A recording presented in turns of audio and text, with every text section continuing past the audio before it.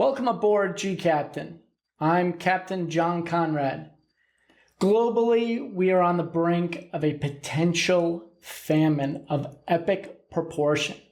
According to The Economist, 12% of all global calories come from Russia and the Ukraine.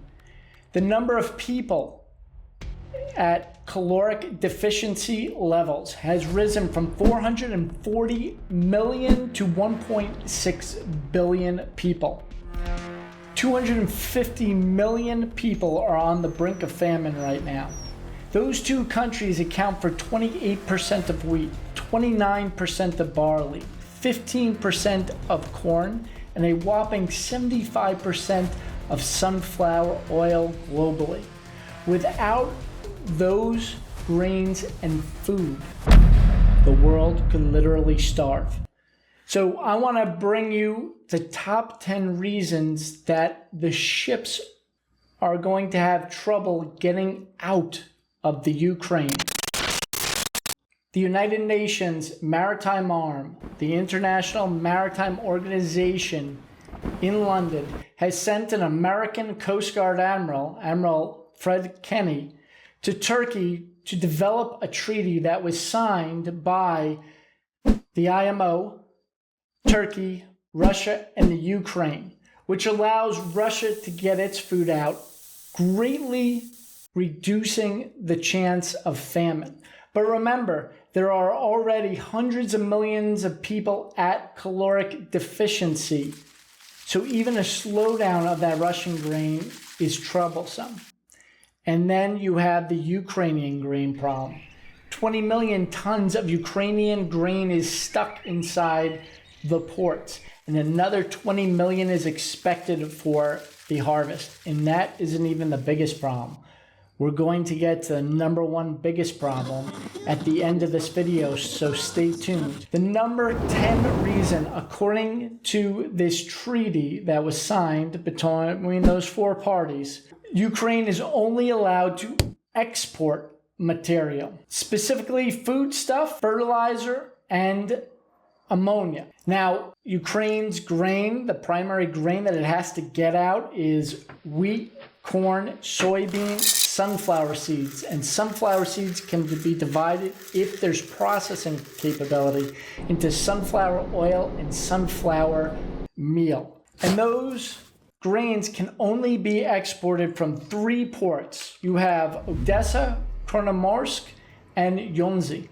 Now, Ukraine has one of the absolute best climates, richest soil. That's why it accounts for such a large percentage of the world's caloric intake, but it also has these amazing rivers that allow transportation from areas like the Kiev capital region all the way down to Odessa.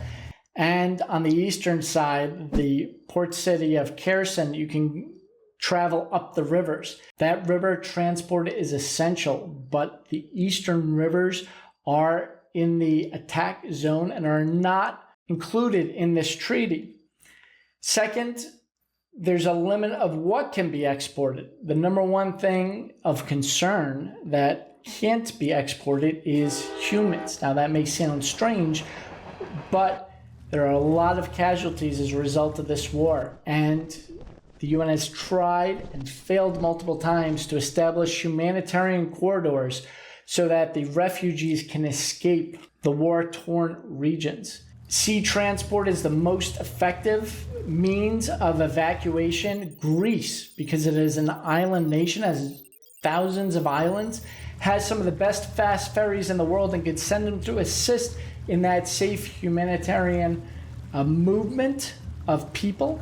And the Navy could also send hospital ships into the region to treat the people who are malnourished, injured from war, and just undergoing medical conditions. But that is strictly prohibited from this treaty. Number 9 is port and river damage. This foodstuff has to get from the farms down to the ports. There isn't much trucking capacity available to move this grain. So you need to use the rivers and you need to use barges. but the bridges on these rivers have been attacked by Russia, and some have been destroyed by the Ukrainians in order to prevent Russia's advance.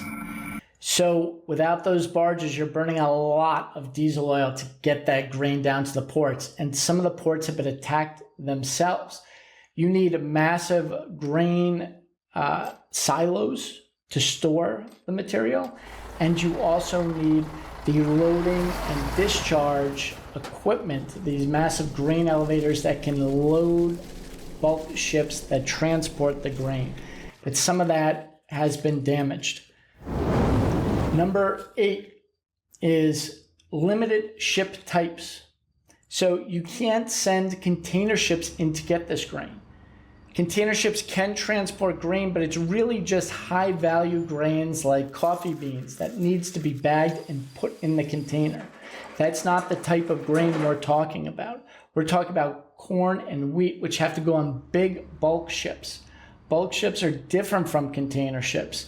They have massive holes, and those holes get filled up to the brim with grain and materials. So there are very limited types of ships that can be included here. Number 7 is commercial contracts only. So the UN is not allowed to purchase this food. The World Food Program and individual nations are prevented from being able to purchase this grain, which means it has to be purchased by commercial entities like the Big Five: Cargill, Continental, Louis Dreyfus, Bunge, and Andre. These commodity traders own and operate some of the port facilities. They arrange for the ship, and they arrange for the discharge of the ship somewhere else. Now, these traders are notoriously quiet when it comes to operations in general, but they haven't really been talking about what they are doing to help. So Cargill is one of the biggest companies in the entire world, and they own a number of the port facilities in Odessa. Some of their ships were attacked early on, and they've been relatively quiet since then. They're not really jumping in and helping at the Joint Coordination Center the UN has set up. So what does this mean? Well, every amount of grain needs to be purchased before it can be unloaded. Now, the first grain ship, the MV Razone, left Odessa as part of this treaty agreement. It traveled through the Ukraine's territorial seas into the humanitarian corridor, then the high seas corridor, which was actually in the Black Sea, and then to the inspection zone in Turkey, where Russian, Turkish, Ukrainian, and UN inspectors made sure that there was no illicit materials. And then it traveled through the Bosphorus into the Mediterranean, and it had a contract to discharge that material in Tripoli. But when it got there, Lebanon refused to accept the cargo. In this case, it was corn. Now, as part of commercial contracts, there are reasons you can accept and deny it. Now, the reason that Lebanon gave for denying the cargo was it was late, but they knew it was late prior to getting there. All the ships as part of this program have to have AIS transmitter, which transmits their position. So the Joint Coordination Center and anyone with a marinetraffic.com access can check out the location of the ship. But when it got to ports, local inspectors inspected it and they said it was late. That doesn't make sense. It was more likely there was a problem with the corn. Now, as it was sitting in the silos in the Ukraine, there are a number of things that can go wrong. It can get mold, it can get infestation, it can go bad.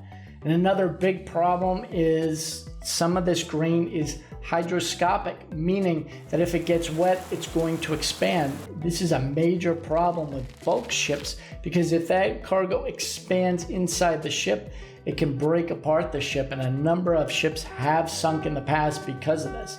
And it's going to be a problem. Anyone wanting to contract out Ukrainian grain is going to want to pay a lower price, and it may not be human grade. It may be rejected as animal feed or lower. Problem number 6 is the Montreux Convention, which restricts and regulates the passage of ships through the Bosphorus, which connects the Mediterranean to the Black Sea.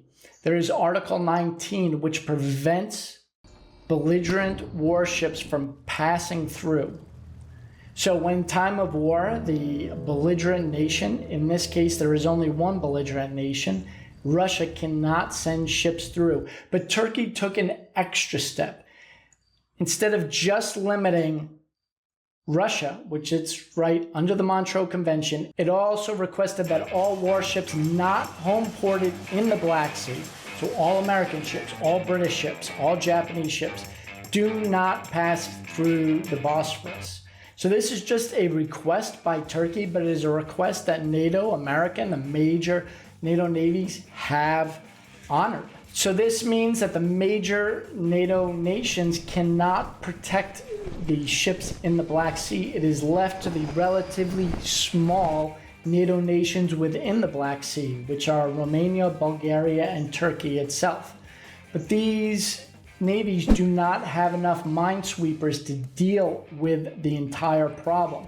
So at the beginning of the war, Russia mined some areas of the Ukraine, and Ukrainians mined some of their own ports to prevent Russian warships from being able to get in. Now, when the treaty was first proposed, they started to try to clear these mines, but because they have a limited amount of minesweepers in the area, they can't get all the mines out, and some of those mines broke free and are floating in the Black Sea. And there's no real plan in order to get these mines clear. Turkey has done some limited minesweeping, but Turkey is playing both sides of the equation. Again, it did not have to limit the US and NATO navies from going in, but it effectively did by that request. And it is allowing Russia to load grain ships and oil tankers in other Black Sea ports and bring them through the Bosphorus. Now, there's a major reason for this. It's because Turkey relies on Russian grain, but you've all heard of the Nord Stream LNG pipeline that goes to Europe and is critical to German energy. There's also a Turk Stream LNG pipeline that supplies Turkey with the LNG. So that's the reason they are playing both sides here. Number 5 issue is seafarers. Someone has to go in and pilot these ships.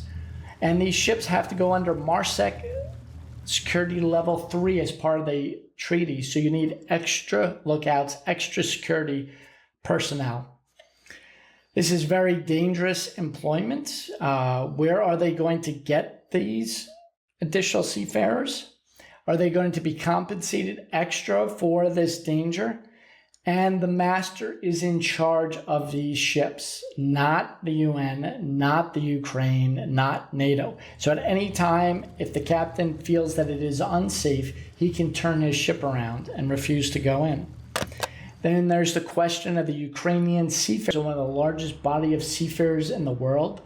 But there's questions of if you put Ukrainian seafarers on these ships, will it anger the Russian inspectors in Turkey who can refuse this grain cargo?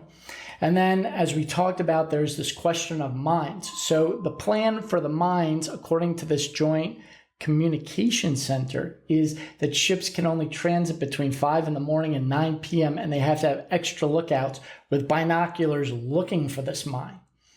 This is not a very effective way. Now, there's some aircraft that are capable of looking for mines, but there is a 10 nautical mile bubble around every ship that is going into the Ukraine. And inside that bubble, you cannot have warships, you cannot have airplanes, and you cannot have UAVs. Finally, when the ships get there, you need longshoremen. You need guys to set up the grain elevators and move the cargo and tie up the ship. And a lot of the Ukrainian manpower is tied up in the war effort. So it is going to be slow movement inside the ports. Number 4 issue is the treaty itself. Again, between the International Maritime Organization, IMO, arm of the UN, Turkey, Russia, and the Ukraine. Ships entering the Mediterranean first must stop at anchor in the Turkish inspection zone. They must discharge their ballast. They must be clear of cargo. That takes time to do. It takes time to inspect. Then it goes through the high seas corridor in the Black Sea, and then the humanitarian corridor in the mine areas near the Ukraine, and then into Ukrainian territorial seas. And it's not till it gets to the territorial seas that Ukrainians are allowed to escort it with minesweepers, tugboats, pilot vessels, and the like. This all slows down the process. We've seen 12 ships leave so far, but those were all ships that were stuck in the Ukraine prior. There have only been 4 ships that have been approved to go into the Ukrainian waters to get grain. There are supposedly more coming.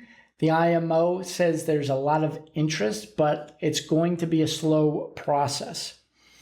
And then with the treaty, we're not sure what this joint coordination center can do. We know what it does mostly is keep an eye on these ships and keep an eye out for military activity and coordinate between the two. So if there's an attack near the high seas corridor, for example, the Joint Communication Center is going to contact that military and the ship and find a way around that. If there are ships passing through the high seas corridor, again, the ships are protected in, but there are also ships crossing from the Danube over to Russia and around the Black Sea. The Joint Communication Center is monitoring all of that on AIS and can step in with communication.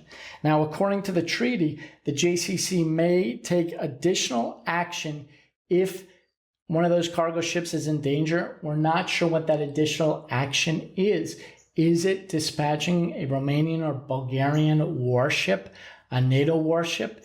Can planes be sent to defend this ship? None of that is written on the treaty, so we are not sure what that additional action is. And there is not much appetite by the U.S. Navy. The Chief of Naval Operations in the U.S., Admiral Gilday, has said it is not worth it sending in Navy ships to protect this for fear of escalating tensions with Russia. There's fear of a nuclear war. So they don't even want to send humanitarian ships like military sea lift commands, fast transport ships, which could serve as mobile hospitals, and the big hospital ships like the Comfort and Mercy. The number 3 major issue with getting grain out of the Ukraine, and stick with us to the end, guys, because we're getting near number 1, which is very eye-opening and critical. Number 3 is no imports. Imports are critical. So we've already had this harvest. A lot of the wheat of the harvest was brought out in January and February. So what's now is left is the corn and the sunflower oil and the soybeans.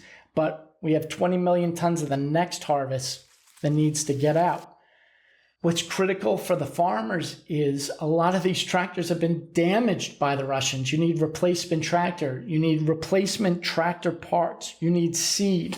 You need processed fertilizer. You need pesticides. And all of that is needed by the farmers in order to maintain that next harvest and prevent famine. Without those inputs, it's going to be limited outputs and declining outputs over the next year. That's not even the most critical area. The most critical need that needs to be imported is diesel. Now, diesel can come on trucks and trains that is extremely expensive. It can come on planes. Americans see those tankers and they think of the Berlin airlift and they think, oh, we can airlift this diesel in and the grain out.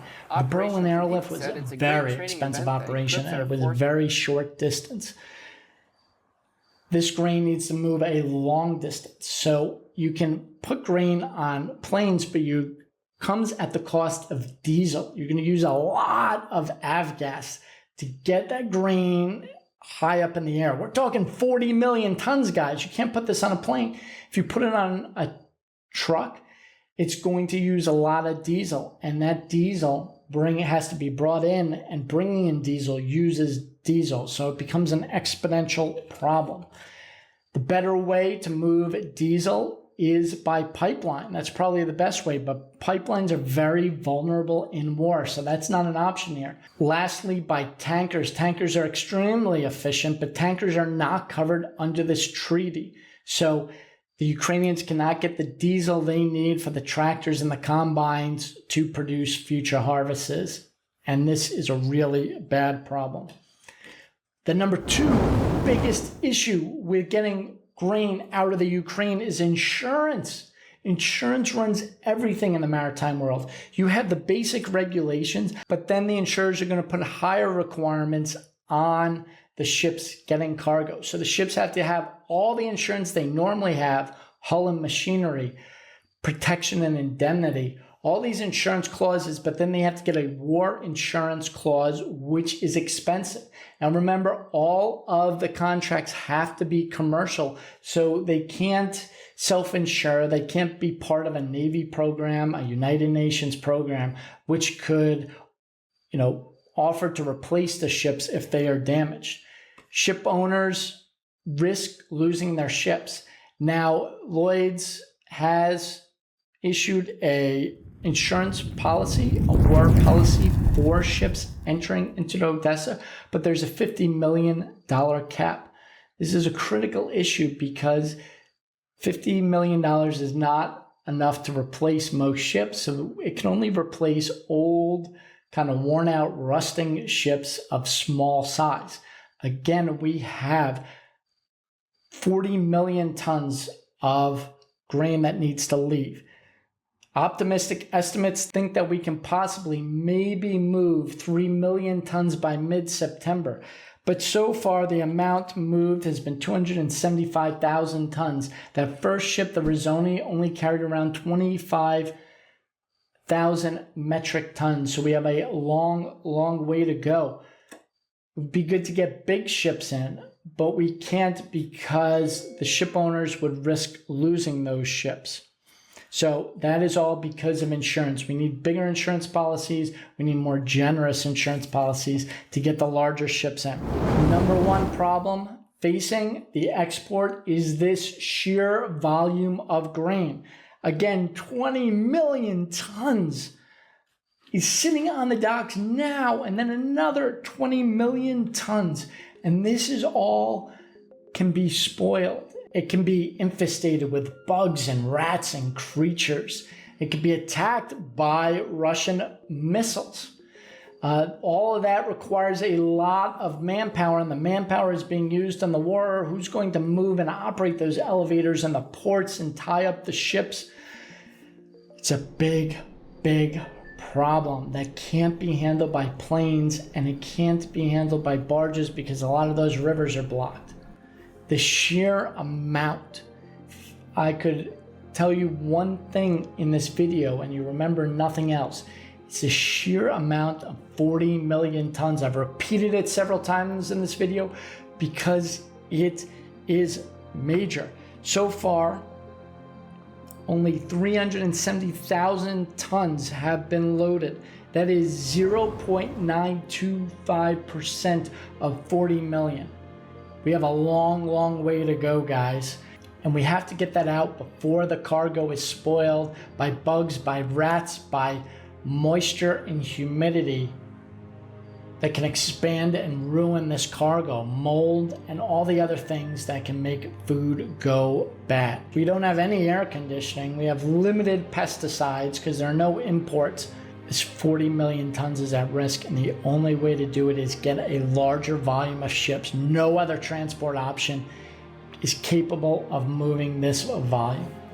So I hope you have enjoyed this video. If you like this video, go to gCaptain and read more about the impending food crisis and the grains getting out. You can go to the gCaptain forum, forum.gcaptain.com, where you can interact with real ship captains and ask specific questions about this video and the problems in the Ukraine. I hope you've enjoyed this video, and like and subscribe. I'm Captain John Conrad. This has been a gCaptain video. Thank you for following.